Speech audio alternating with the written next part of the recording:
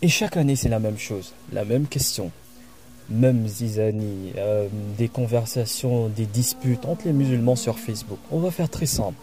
J'ai reçu pas mal d'appels en me disant mais 9e Dhul Hijjah, c'est quand exactement? Le jeûne d'Arafat, je dois jeûner par rapport à mon pays ou en Arabie Saoudite. On va faire vraiment très simple.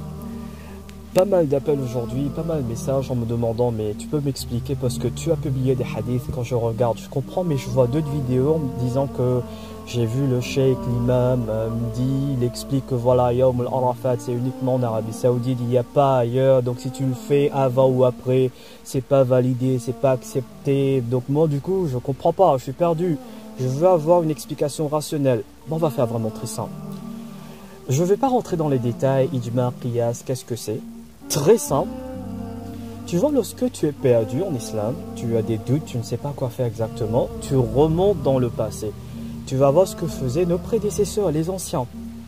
Alors on va remonter dans le temps, dans le passé, on va enlever 1000 années.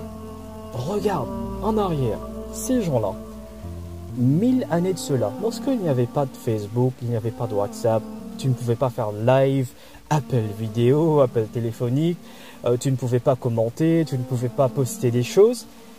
Tu ne pouvais même pas voyager ce matin et atterrir en Arabie Saoudite, de la péninsule d'Arabie Saoudite le soir. Alors je te pose la question, tu faisais comment pour savoir si c'était le premier jour de Dhul Hijjah? Tu me diras, mais écoute, il y a moins quelques personnes, ben voilà, on essaie de trouver la lune, d'apercevoir la lune, de chercher la lune. Tu as ta réponse.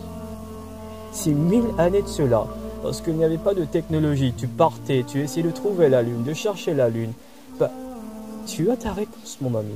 C'est aussi simple que ça. Si tu n'arrives pas à comprendre les hadiths que je publie sur ma page, alors là, j'essaie de te faire penser, il y a la logique dedans.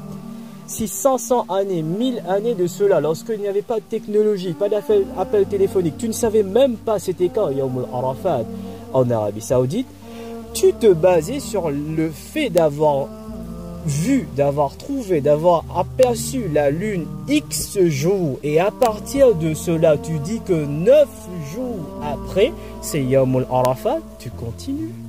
Tels sont les principes, les bases fondamentaux de l'islam. Mais pense, réfléchis. Donc, pour terminer, d'après, on ne va pas rentrer dans les détails. On a fait des vidéos, on a expliqué plusieurs fois. 9e jour de Dhul Hijjah, c'est quand? Et quand tu dois jeûner, pour faire très simple, tu regardes visibilité de la lune d'après ton pays à toi. Et voilà, 9 jours après, Yawm al-Arafat, tu jeûnes.